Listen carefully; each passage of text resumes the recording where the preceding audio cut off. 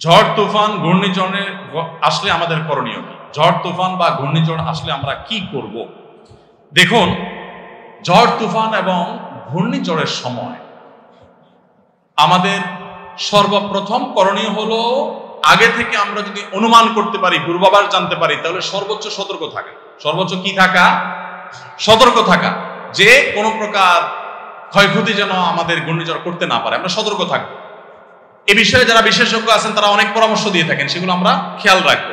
অন্য কারোর জন্য ক্ষয়ক্ষতি না হয় সেগুলো আমরা খেয়াল রাখবো। এটা আমাদের প্রথম করণীয়। দুরূদ পাঠ করা। দুরূদ পাঠের সবচেয়ে শ্রেষ্ঠ সিজন হলো বৃহস্পতিবার রাত থেকে নিয়ে শুক্রবার সন্ধ্যা রাত পর্যন্ত। শুক্রবার আরো বিশেষ আমল সূরা কাহফ তেলাওয়াত করা, এবং একটা সময় দোয়া কবুল হয়। আসরের পরে অনেক ওলামা ইকরাম বলেছেন এটা আল্লাহর কাছে দোয়া করা। শুক্রবারের একটা বিশেষ আমল আছে, আমলের জগতে সবচেয়ে বেশি ফজিলতপূর্ণ আমল। এটা এত বেশি ফজিলতপূর্ণ আমল আমলের জগতে আর নাই, কোরআন হাদিসে আরেকটা পাওয়া যায় না। সেটা কি?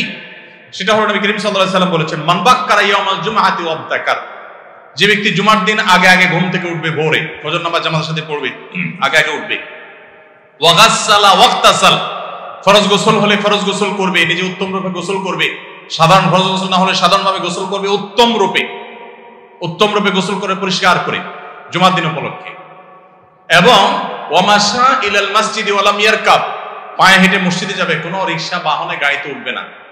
যদি গাড়ি দিয়ে যাওয়ার মতো দূরের পথ হয় তাহলে গাড়ি পার্কিং করে বাকিটুকু পায়ে হেঁটে আসবে।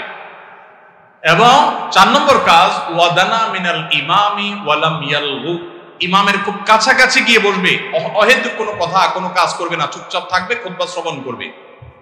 এই কাজ যদি করে 4 কাজ, তাহলে 4 কাজের প্রথম কাজ হলো আগে আগে ঘুম থেকে উঠা, ভোরে ফজর নামাজ জামাতের সাথে পড়া, উত্তম রূপে গোসল করা, পায়ে হেঁটে মসজিদে আসা, এবং ইমামের খুব কাছাকাছি গিয়ে বসা, আগে আগে মসজিদে আসা, এবং চুপচাপ থাকা, কোনো কথাবার্তা খুতবা চলাকালীন না বলা, কোনো অহেতুক কথা আড্ডা বাজি না করা। এই 4টা কাজ যদি কেউ জুমার দিন করতে পারে, নবী করিম সাল্লাল্লাহু আলাইহি ওয়াসাল্লাম বলেছেন, এই যে সে পায়ে হেঁটে মসজিদ পর্যন্ত আসলো তার বাসা থেকে, এই পুরা পথে আসতে যতগুলো স্টেপ তার দিতে হয়েছে, যতগুলো কদম তার রাখতে হয়েছে, প্রত্যেক স্টেপের বিনিময়ে, প্রত্যেক কদমের বিনিময়ে আল্লাহ তাআলা তাকে 1 বছর নফল রোজা রাখার আর 1 বছর রাতভর তাহাজ্জুদ পড়ার সওয়াব দান করবে। তাহলে যদি কারোর বাসা থেকে মসজিদে আসতে 100টা স্টেপ দেওয়া লাগে, সে 100 বছর নফল নামাজ এবং নফল রোজা রাখার সওয়াব পাবে। অনেক মুহাদ্দিসগণ বলেছেন, হাদিসে কোরআনে বিভিন্ন আমলের ফজিলতের কথা জানা যায়, কিন্তু এই একটা আমল, মাত্র 4টা কাজ বিশিষ্ট একটা আমল দ্বারা এত বিপুল পরিমাণ ফজিলতের কথা আরেকটা কোরআন হাদিসে খুঁজে পাওয়া যায় না। এই জন্য জুমার দিন এই আমলটা করবো তো ইনশাআল্লাহ। মা বোনরা যারা এই আমলটা করতে পারছেন না, তারাও এই সওয়াব পাইতে পারেন। কিভাবে? বাসার পুরুষদেরকে উদ্বুদ্ধ করে পাঠিয়ে দিবেন, আপনি সওয়াব পেয়ে যাবেন। অন্য মানুষদেরকে জানার জন্য এই বিষয়ে আলোচনা শেয়ার করে দিবেন, মানুষের মধ্যে জানাজানি ব্যবস্থা করবেন, আল্লাহ আপনাকে সওয়াব দান করবেন। আল্লাহ আমাদের সবাইকে সব আমলগুলো সঠিকভাবে বাস্তবায়ন করার তৌফিক দান। কোরবানি দেওয়ার আগেও পরে করণীয় আমল কি? কোরবানির আগে আমরা কি করব, কোরবানির পরে আমরা কি করব? দেখুন, কোরবানির পশু জবাই করা, নিজের হাতে জবাই করাটা সুন্নাত। আমরা অনেকে এটা করতে চাই না, হুজুর দিয়ে করাইতে চাই। ভালো করে ছুরি ধার দিয়ে আপনি যদি কোরবানি করতে চান, খুব সহজ নিয়ম। কিভাবে কোরবানি করবেন?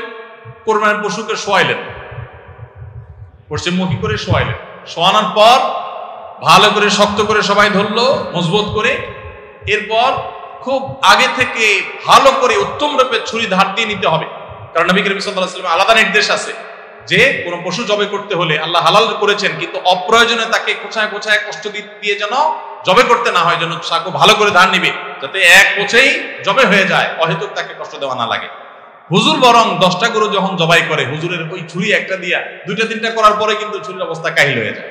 এরপরে হুজুর শুধু পোষাইতে থাকে, জবাই আর হয় না, আর শক্তিও তো ক্ষয় হয়ে যায়। যেন নিজের পশু নিজে জবাই করলে উত্তম। তো কিভাবে করবেন যেটা বলছিলাম, যে আগে থেকে ছুরি ধার দেওয়া থাকবে, শোয়াইলেন, কণ্ঠনালী, পশুর কণ্ঠনালী, খাদ্যনালী এবং শ্বাসনালী, খাদ্যনালী, এবং 2 পাশে 2টা চিকন আপনার নালী আছে, এগুলো কেটে ফেলবেন। মাঝখান বরাবর বিসমিল্লাহ পড়ে, রগ নাই এরকম নরম জায়গা থেকে পুল দিলেই অটোমেটিক ইনশাআল্লাহ রগগুলো কাটা যাবে, দেখাই যাবে পরিষ্কার যে এগুলো কাটা গেছে কিনা। বাস ফিনিশ, বিসমিল্লাহ আল্লাহু আকবার বলে জবাই করলেন, হয়ে গেল। কোরবানির ক্ষেত্রে সুন্নাহ হলো যে কোরবানির পশু শোয়াইছেন, কোন কোন রওয়ায়াত ইন্না ওয়াজহাল্লাযী ফাতারাস সামাওয়াতি ওয়াল আরদা হানিফা ওয়া মানাকিল মুশরিকিন লা শারীকা লাহু বিযালিকা উমিরতু আনা ওয়াল মুসলিমিন, এটা পড়া মুস্তাহাব। কোন রওয়ায়াত আছে, যদি সেই রওয়ায়াতের সনদ নিয়ে অনেক মুহাদ্দিস আপত্তি তুলেছেন, কিন্তু আপত্তির ঊর্ধ্বে যেটা সেটা হলো যে কিবলা দিকে আপনি শোয়াইছেন, এরপরে বিসমিল্লাহি আল্লাহু আকবার, আল্লাহুম্মা মিনকা ওয়া লাক, আল্লাহুম্মা মিনকা ওয়া লাক, আল্লাহ এটা আপনার তরফ থেকে এই পশুটা আমরা পেয়েছি এবং আপনার উদ্দেশ্যেই এটিকে আমরা ত্যাগ করছি, স্যাক্রিফাইস করছি, কোরবানি করছি, এই কথা বলে আপনি ছুরি চালাবেন, বিসমিল্লাহ আল্লাহু আকবার বলে ছুরি চালা দিলেন, কোরবানি হয়ে গেল, শেষ। খুব সিম্পল কাজ।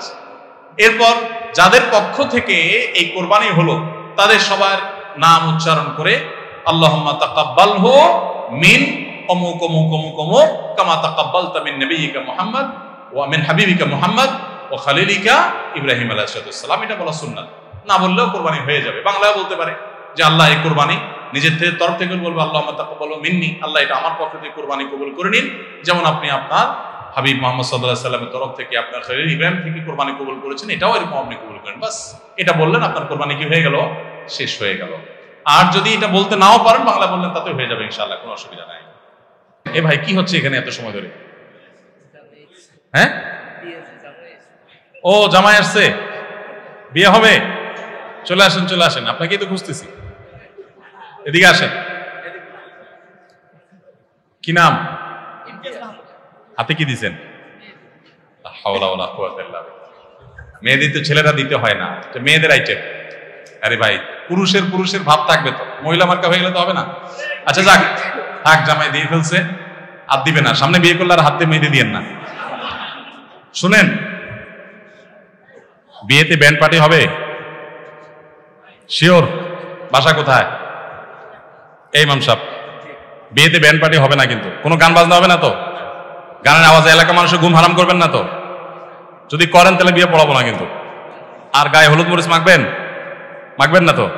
ঠিক আছে ঠিক আছে, আমরা আলোচনা শেষ করে ইনশাল্লাহ বিয়ে পড়াবেন। আপনারা ডিস্টার্ব করেন না, বসে যান, একটু সামনে চেপে আসেন, যেহেতু জামাইয়ের সাথে আসছে তাদের একটু সুযোগ দেন, বেচারারা বসেন, একটু আওয়াজ ডিস্টার্ব করেন না, ডিস্টার্ব করেন। জাযাকুমুল্লাহ খাইর ওয়া আলহামদুলিল্লাহ।